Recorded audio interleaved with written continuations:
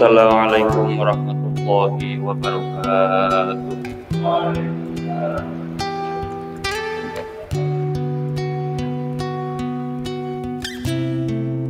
Bismillahirrahmanirrahim. Qala al-musannif rahimahullahu ta'ala wa nafa'ana bihi wa bi 'ulumihi wa bi karamatihi fid dharaini. Amin amin ya Allah ya rabbal alamin. Bismillahirrahmanirrahim. Babul udhiyati wal aqiqati.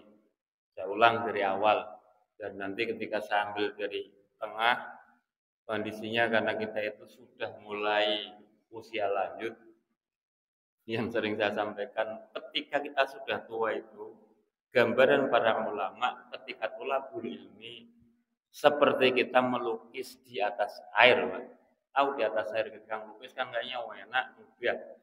Ya, cuman setelah tangan kita itu kita angkat dari air, tahu-tahu lukisannya hilang. Hilang nggak, Pak? Begitu juga kita. Dan kita saat ini ketika melaksanakan thalabul ilmi itu seperti itu. Seolah-olah ketika di majelis taklim itu mudah menerima suatu ilmu. Cuma nanti nyampe rumah, ketika kita ngaji ada 3 perkara pun hal yang kita pahami di majelis tadi, seolah-olah kan pas tempat paham. Cuman jalan nyampe rumah, coba ntar diingat-ingat, Pak. Yang nyampe di rumah berapa? Apakah 3-tiganya itu nanti bisa kumpul di rumah keingat semua? Atau belas sama sekali nggak ada sisa? Kan gitu. Itu sudah dinas oleh para ulama. Itulah gambaran kita saat ini dalam melaksanakan thalabul ilmi. Beda mana, Pak? Ketika belajar di waktu kecil itu itibarnya seperti orang yang lagi melukis di atas batu. Sesusah apapun ketika kita melukis di atas batu itu kan insya Allah akan bisa kita lakukan. Ketika kita nggak mampu pakai pahat, ada bur. Ketika nggak ada bur, ada lagi alat yang lain. Nah, begitu terus. Begitu juga ketika kita menterbiah suatu bocah. Bahkan kadang-kadang egonya lain-lain. Walaupun ketika hari ini kita kasih pelajaran nggak paham, besok lagi nggak paham. Ketika dia paham satu ilmu aja, Pak. Ntar nyampe tua dia tuh ingat. Oh iya, saya dulu pernah diajarin Pak Selamat. Rukunnya sholat itu ada 17. Salah satu yang pertama adalah baca niat. Ya, terus baca Fatihah dan berunang.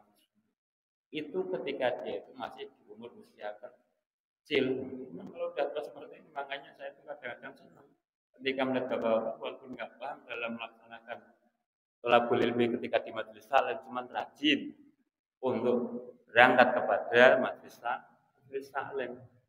Kan termasuk hal yang aneh, Pak. Walaupun dia nggak paham, nggak dapat suatu ilmu, cuma tetap semangat dalam thalabul ilmi.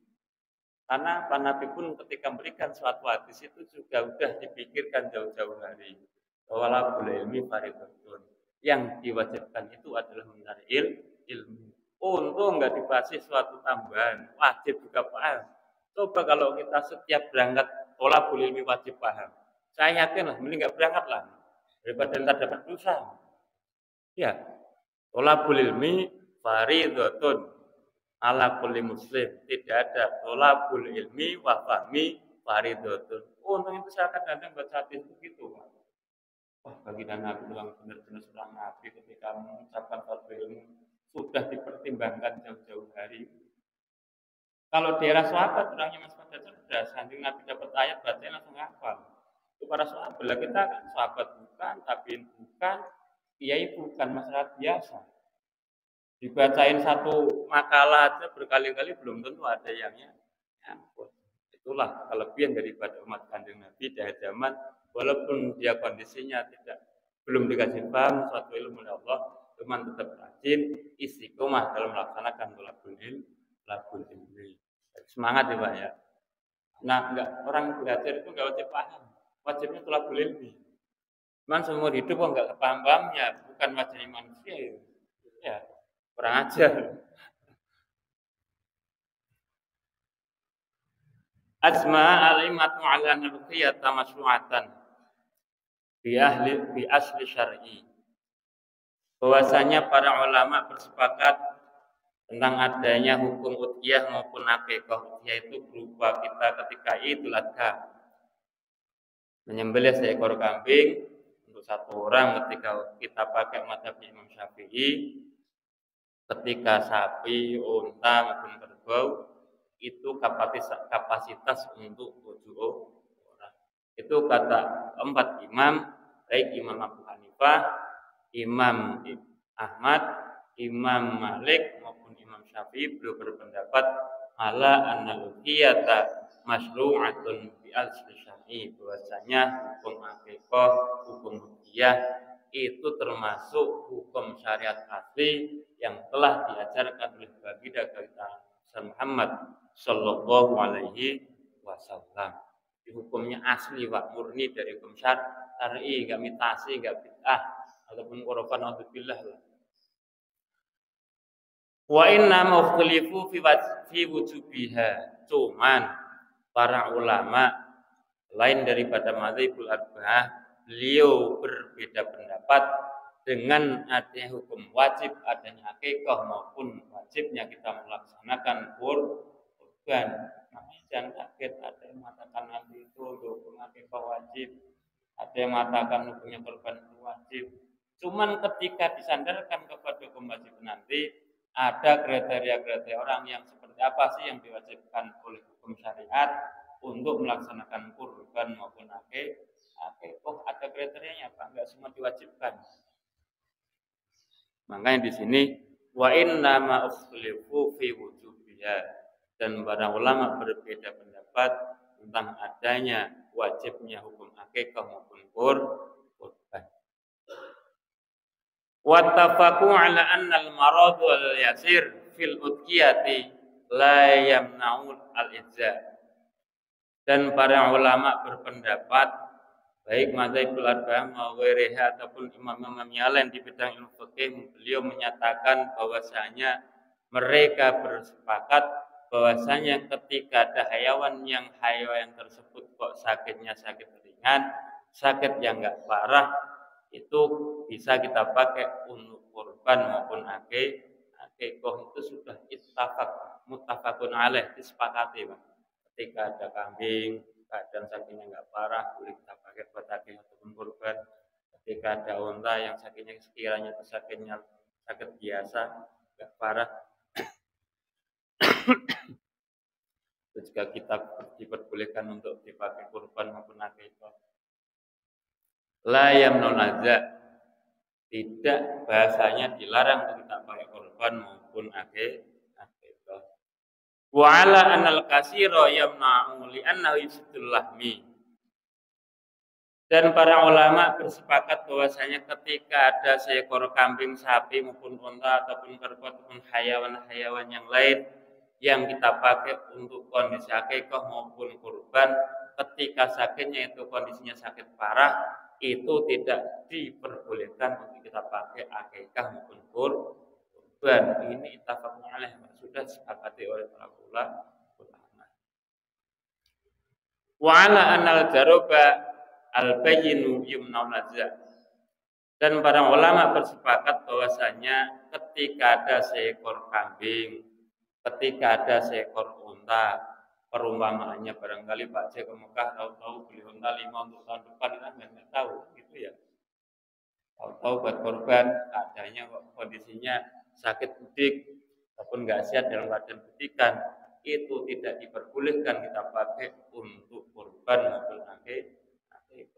Ya, jadi ingat, para ulama bersepakat ketika ada kambing, sapi, kerbau, unta ada penyakit budik, itu tidak diperbolehkan untuk dipakai untuk akikah maupun kurban. Makanya politik ketika kondisi kita untuk beli hewan yang kita pakai untuk melaksanakan akikah maupun kurban, kontrol, Pak, penyakitan enggak. Padahal di awal saya sampaikan ketika kondisinya itu hayawannya sakitnya sakit ringan, diperbolehkan kita pakai kurban maupun akikah. Cuman kalau kita menurut manusia awam seperti kita kan dikira sakit budik itu kan sakit ringan. Cuman ketika kita sadarkan kepada hukum syar'i, ternyata kesepakatannya para ulama tidak diperbolehkan untuk kita pakai kurban maupun akikah. Dan kita ketika kita memakai baik anak baik laki-laki maupun perempuan. Kalau laki-laki berarti 2, kalau perempuan 1, itu dikontrol hewannya. Ada butiknya enggak? Karena di sini sudah jelas yumna'u, dilarang oleh para ulama untuk kita pakai kurban maupun akikah. Yang li'annahu yufsidul lahmi, karena yang namanya penyakit budik itu termasuk salah satu hal yang bisa merusak daging daripada hewan kurban maupun akikah.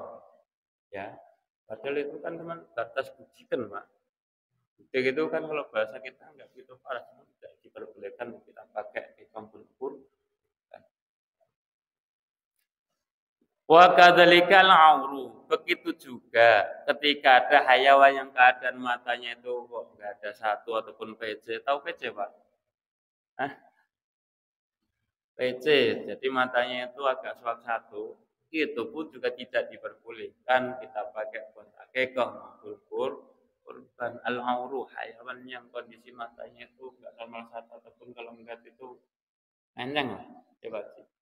Enggak sempurna matanya, enggak bisa melihat semua, yang kanan atau yang kiri, apalagi yang dua-duanya enggak bisa melihat ataupun kaki. Itu juga oleh para ulama bersepakat tidak boleh kita pakai kurban maupun akikah. Makanya para ulama kita itu sebenarnya sudah kondisinya teliti jeli, Pak. Dan kita ketika ngadain acara-acara tahlil di rumah, berikanlah kepada undangan kita itu hal yang paling baik untuk memuliakan tamu kita. Ya. Ketika korban saja kan harus sip, Pak. Tidak boleh ada penyakit budik, matanya pun harus normal. Bukan harga yang buat apa namanya? Tujuan pokok, wah ini kan harganya murah gede, ternyata matanya PC. Kelihatan gede, ternyata gede kan. Bukan motivasi gedenya, Pak. Kesehatan dan layak enggaknya kita pakai kurban maupun akikah. Wa asma'u alana maqtu'atal udhuni la tazi'u. Begitu juga para ulama bersepakat bahwasanya ketika ada hayawan baik dari mulai kambing, sapi, kerbau, unta, kok kondisinya telinganya tidak ada satu, itu pun tidak diperbolehkan untuk kita pakai kurban maupun akikah. Padahal paling ketika kita pakai telinga paling ada berapa kilo ketika kita timbang dagingnya. Cuman di sini sudah jelas wajma'u ala annal maqtu'atal udhun la tajibu, tidak mencukupi ataupun tidak diperbolehkan untuk kita pakai kurban maupun akikah ketika ada hayawan yang memang kondisi telinganya tidak ada satu. Wa kadza maqtu'atul dzanabi li fawatil tusi minal lahmi. Begitu juga ketika ada hayawan yang kondisi tidak ada ekornya, itu pun tidak diperbolehkan oleh para ulama untuk kita pakai buat akikah maupun kurban. Kalau ada kambing gede kita tawarin oleh juragan kambing, Pak ini ada kambing gede, ataupun sapi agak gede, cuma ekornya tinggal separuh. Kalau di sini kan jelas, rasanya kan ketika tidak ada ekor, cuman ekornya itu tinggal setengah, nggak ada yang setengah. Berarti bisa dikaitkan dengan adanya permasalahan ekor, itu pun kondisinya berarti tidak diperbolehkan kita pakai buat kurban maupun akikah. Bisa dipahami, Pak? Ya. Nah, kalau kurma borah, apa malah tekan ngalami sih? Hah? Mau ngerti itu mau ngayawan sing tugel butuh cetok yang ngerti giliran liane ora paham, repot. Tahun depan minimal buat kehati-hatian kita ketika kita melaksanakan amal yang berupa akikah maupun kurban, dipilih hayawan yang paling bagus, yang kira-kira memang layak ketika kelak seperti yang digambarkan oleh Mbah Kanjeng Nabi sebagai kendaraan. Ketika kita beli kendaraan kan pasti memilih yang paling baik. Seru. Hanya kereta seperti yang sebelum saya sampaikan kan sebatas kewajiban saya menyampaikan, dijalani dan enggaknya itu sudah prerogatif masing-masing manusia. Cuman karena kondisi kita itu wajibnya untuk belajar, berarti juga ketika manapun harus kita kita jalankan dan sampai ketika kita punya ilmu nggak pernah kita amalkan. Al ilmu bila sadarin, al ilmu bila amalin kasadarin bila sampai ilmu tanpa kita amalkan seperti pohon yang nggak ada buah. Ya. Jadi kriteria hewan yang sangat utarakan di awal, kondisinya harus sehat. Satu, ya bahasanya ketika ada hewan yang ada penyakit budik tidak boleh kita pakai buat kurban akikah. Ketika ada hewan yang kondisinya itu kok matanya nggak jelas ataupun PC itu juga tidak bisa kita pakai buat kurban maupun akikah. Begitu juga ketika ada hewan yang kondisinya telinganya nggak ada sapu, bahkan ketika ada hewan yang ekornya tidak ada, berarti tidak boleh kita pakai kurban maupun akikah. Berarti benar-benar sempurna waktu kita pakai buat sedekah. Nah ya kalau orang tua kita ketika kita ada acara di rumah kan pasti sedekahnya memberikan yang paling baik, bahkan jarang-jarang makan sama telur aja, kadang telur sebelah kali belum tentu kemakan. Taunya buat ngormatin acara yasinan di rumah, kadang-kadang nyampe dibeli telur karena saking kepengennya untuk muliakan daripada hal yang kita pakai buat sedekahnya nyampe baliknya. Untuk yang sedekah buat kondisi yang jelek-jelek, giliran yang baiknya nggak pernah pakai kita buat sedekah. Kan gitu manusia pun dia harus paham. Kita kiaskan kan seperti itu. Untuk korban pun harus kita pilih hewan-hewan yang khusus, hewan-hewan yang sehat, baik bahasanya zahiriahnya terlebih bagi batinnya harus sehat.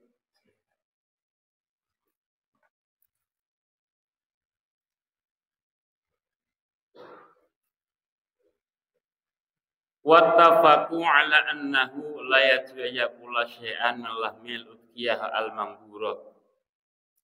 Dan para ulama bersepakat bahwasanya orang yang melaksanakan kurban maupun akikah tidak diperbolehkan memakan sedikit pun bagian kurban maupun akikah yang ia jalankan ayyakula syai'an min lahmil udhiyah al-manghurah.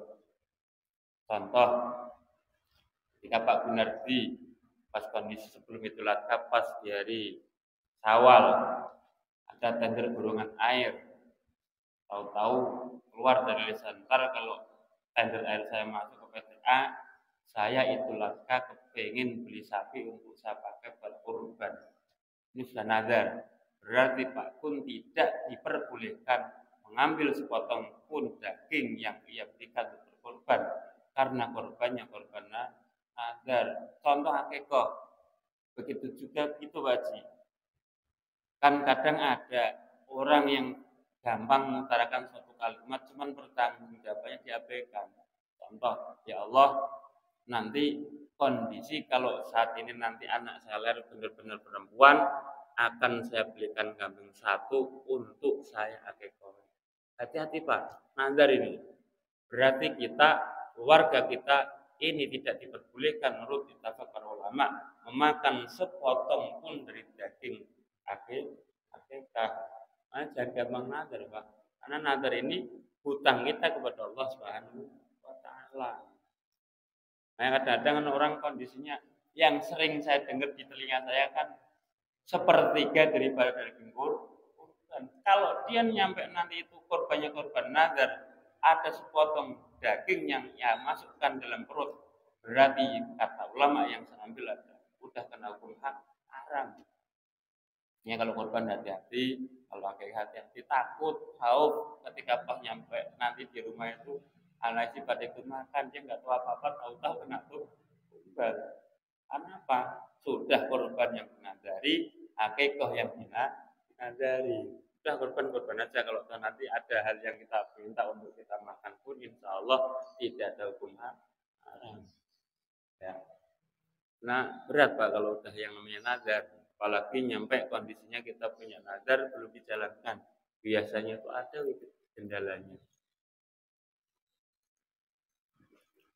Pak diminum lagi Pak biar nggak tegang Pak. Monggo. Pak mulutnya gampang kering. Diminum Pak C. Man bukan jam-jam Pak C.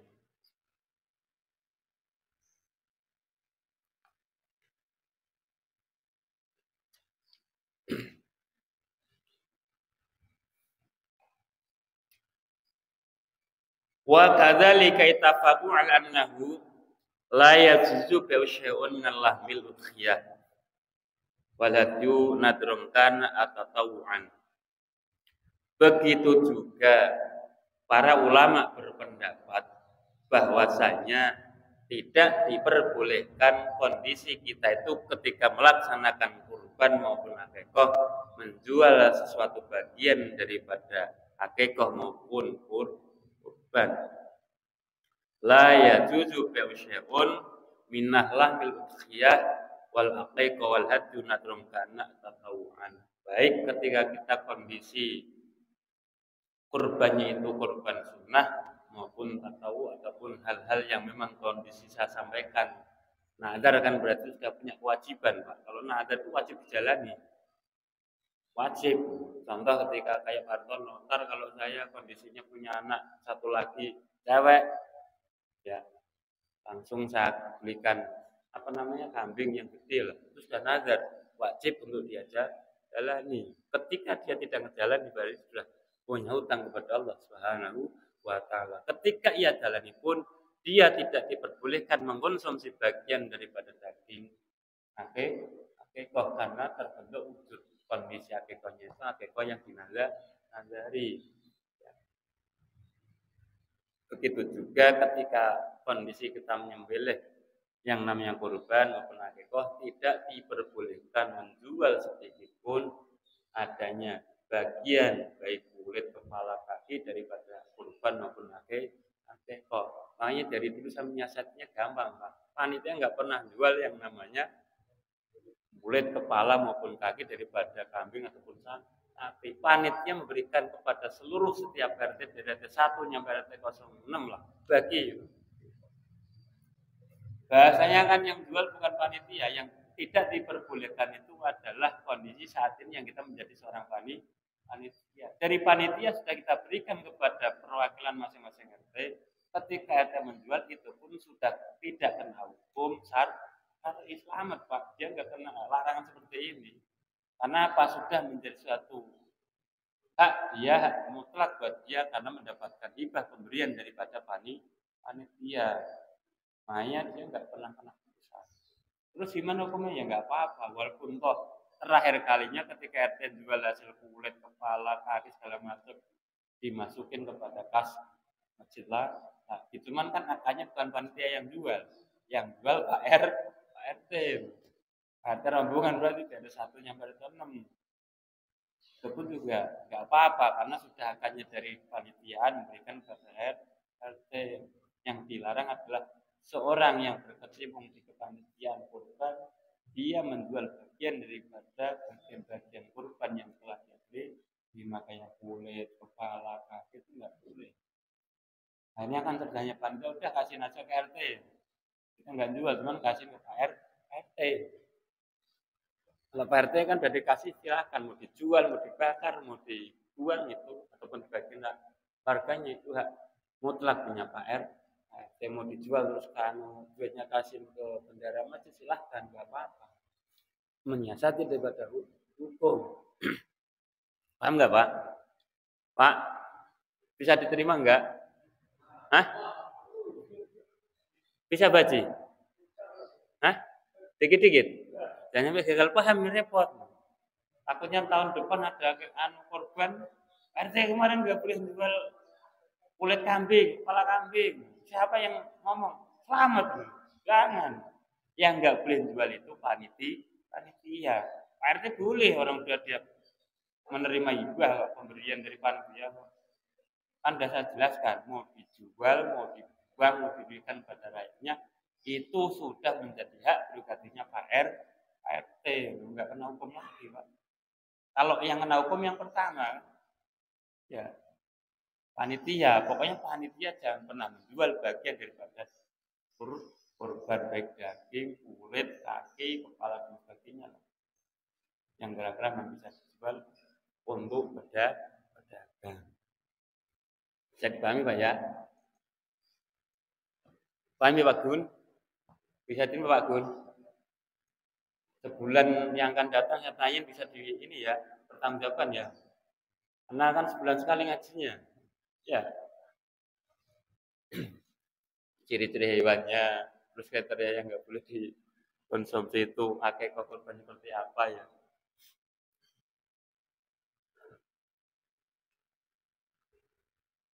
Bahkan di sini jelas nadron karena auto-tauan. Baik ketika kondisi akikah itu dinadari ataupun sebatas melaksanakan sunnah, baik ketika kurban itu kurban yang memang secara hukum wajib karena nazar ataupun kurban-kurban sunnah nggak ada nazar, tetap tidak diperbolehkan menjual daripada bagian kulit maupun bahasa bagian daging kurban maupun akikah. Biasanya yang bablasan yang akikah dan yang dijual, Pak. Kalau toh disembelih di rumah sendiri, kasihin aja ke orang lah. Berikan ke orang yang memang saat itu lewat atau yang mau. Dan dijual walaupun harganya paling nggak mahal ininya, nggak nyampe 100.000 daripada nambah-nambahin dosa kita. Ataupun ketika kita menyembelih korban di rumah sendiri, di bagian sendiri, itu jangan nyampe kita menjual bagian dari korban baik kulit, kepala, kaki daripada korban yang kita sembelih.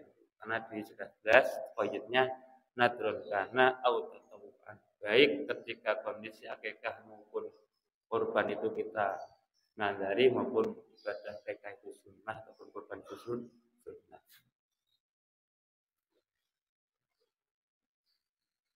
Wa kadzalika fi'ul juludi, begitu juga seorang yang berkorban maupun berakikah, baik korban akikahnya itu korban nazar ataupun tatawu, tidak diperbolehkan menjual kulit daripada hewan kurban maupun akikah. Khilafan lin nahfiyyi wal auzra'i. Cuman berbeda dengan Imam Nahfi maupun Imam Azra'i, beliau menyatakan tidak apa-apa seorang yang berkorban, baik berkorban maupun akikah, ketika nazar ataupun enggak dinazari, menjual bagian daripada hewan kurban akikah. Cuman lemah, Pak, cuma 2 orang doang yang memperbolehkan, Pak. Mayoritas tidak memperbolehkan menjual bagian daripada daging bagian-bagian daripada hewan kurban maupun akikah. Ini ada suatu qaul yang mengatakan berbeda dengan Imam Nahfi maupun Imam Al-Azra'i. Beliau berdua memperbolehkan kita menjual adanya bagian daripada hewan kurban, baik yang kita nadari maupun akikah, baik yang kita nadari maupun yang tidak kita nadari. Imam Nahfi bukan Imam Hanafi ya, tapi ntar salah dengar lagi. Gara-gara ngantuk, tahu tuh saya dengar kemarin ngajinya Pak Slamet. Menurut Imam Hanafi maupun Azra'i, boleh kita menjual bagian kulit, kepala, dan kaki daripada kurban akikah. Ini Imam Nahfi maupun Imam Al-Azra'i memperbolehkan kita menjual dari kepala, kulit yang kira-kira nggak kita konsumsi lah. Boleh, cuman 2 orang doang, Pak. Mayoritas para ulama bersepakat tidak diperbolehkan untuk menjual bagian daripada hewan kurban maupun akikah. Apalagi yang dinazari ya. Mayoritas tuh, Pak. Kama sayati fil bab wa tafaqu ala anna al-badanatu wal baqaratu taziu min sab'atin. Dan para ulama bersepakat, mayoritas ulama al-fuqaha berpendapat bahwasanya yang namanya unta, sapi, tazi'um an sab'atin, mencukupi untuk 7 orang. Ya. Jadi sapi, unta, kerbau itu ketika kita pakai untuk kondisi akikah maupun kurban mencukupi daripada 7 orang. Cuman saya terinspirasi dengan kajiannya Gus Buah itu begini, hati-hati dalam merekrut adanya ketika kita ngadain rombongan kurban. Ya, minimal itu keluarga yang dekat, adik, kakak, dan sebagainya. Kan gambaran Mbah Kanjeng Nabi itu kan kelak di akhirat menjadi suatu kendaraan. Kata Gus Buah itu ketika beliau ngaji di situ di makalahnya itu khawatir di antara 7 orang yang kita ajak untuk arisan sapi itu nanti perbedaannya kan ketika kita tergolong orang soleh, ternyata ada salah satu jamaah yang kita ajak, karena kadang dianya hitam, kadang merah, kadang putih, kadang ungu. Akhirnya dia harus mempertanggungjawabkan perbuatannya di dunia, disucikan di neraka selama 100 tahun. Kita kan nungguin di atas sapi. Kasihan. Kira-kira kalau merekrut itu yang sekiranya enggak jauh dengan kita kesolehannya. Jangan langsung rekrut. Ini tanggung jawab panitia kalau di akhirat ketika kelamaan nungguan sapi, cuma 7 orang sapi. Kan jamaah dari mana-mana yang kita ajak taunya, wah ini begini-begini. Kalau di akhirat benar nih kata Gus Buan. Dia harus di neraka dulu selama 100 tahun. Padahal di yaumil masad la yadillu illa dillu. Panasnya itu kan enggak ada yang bisa untuk bahasanya mengasih peneduh terkecuali kanjeng Nabi. Di situ kita dalam keadaan seperti itu gara-gara nungguin kendaraan yang seharusnya jalan penumpang satu lagi masih di neraka. Ya. Akhirnya kita kan reposan. Ya, nungguin satu jamaah yang kita ajak ketika adain arisan kurban. Akhirnya nggak jalan-jalan, sapi diem. Kenapa nggak jalan? Nungguin si A. Ya, makanya saya nyaranin ke rekan-rekan ketika ada arisan minimal saudara, keluarga yang kira-kira itu ketika kita sadarkan ke diri kita itu nggak terlalu jauh kesalahannya dengan kita takut beneran pulang kata kesalahan itu saya pak gara-gara nungguin kelamaan sih ya disisikan di neraka akhirnya hewan korban ini nggak mau jalan-jalan tadi pukul dia nggak mau jalan pak karena belum komplit penumpangnya kalau sapi kan 7 orang jadi harus hati-hati pak. Aku juga sama berpikirnya benar ya kelak kalau di Yaumil Mahsyar rombongan korbannya kita kan dari mana ya asal ambil merekrutnya. Makanya para ulama kan bahasanya malah pendapatnya kan dianjurin untuk keluarga dulu anak, istri, apa namanya, adik, kakak yang sekiranya enggak jauh secara nasab dengan kita lihat jauhan pak, enggak kan bisa dikolekin enggak selama ini tahun ini di Jawa, misalnya di sebelahnya atau tahun ini di sini, gantian lah. Biar kita karenanya nanti ketika diharap benar-benar gara-gara banyak yang mungkin akhirnya hewan korban kita nggak jalan-jalan kan kasihan. Ya, di sebatas pandangan Pak mikirnya kan tahu ntar mungkin meninggal dulu karena ambil masar. Paling yang biasa ngaden harisan apa sapi yang komplain ke saya gara-gara selamat ini. Nah ini kan ilmu Pak. Kalau nggak selamat ya dosa, enak banget. Ya harus sampaikan jangan enaknya nggak disampaikan, yang nggak enaknya disampaikan. Gitu.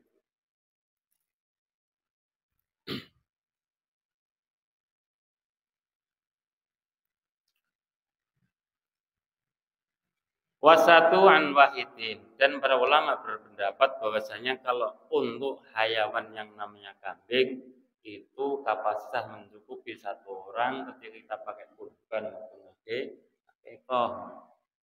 Ajar Pak kalau kambing satu orang, ntar kalau satu keluarga yang meyek satu kambing dinaikin satu keluarga, ntar yang satu keluarga satunya itu gemuk-gemuk Pak Sugeng gitu, patah ntar itu pinggangnya.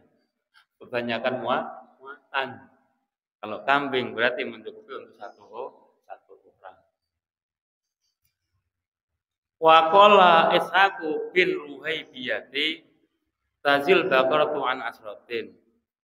Dan menurut Imam Ishaq bin Ruhaibiyah, beliau berpendapat bahwasanya kayak sapi, unta, kerbau, kata beliau Pak, ini mencukupi untuk 10 orang, cuman satu imam doang Pak yang membolehkan, yakni Imam Ishaq. Selain daripada Imam Ishaq, maka Ibnu Arba'ah mengatakan untuk sapi kerbau itu mencukupi kapasitas 7 orang. Cuman kelenya sendiri Imam Ishaq mengatakan kerbau sapi itu mencukupi juga untuk 10 orang. Makanya kalau ada rombongan Pak, saya 10 orang nih. Ini siapa? Ikuti Imam Ishaq Ibnu Ruhaibiyah karena beliau mengatakan diperbolehkan juga satu ekor sapi, satu ekor unta, kerbau untuk 10 orang jangan. Nah, cuman masyhur ataupun pendapat yang masyhur Iyalah satu ekor sapi, satu ekor unta, satu ekor kerbau itu mencukupi tujuh orang.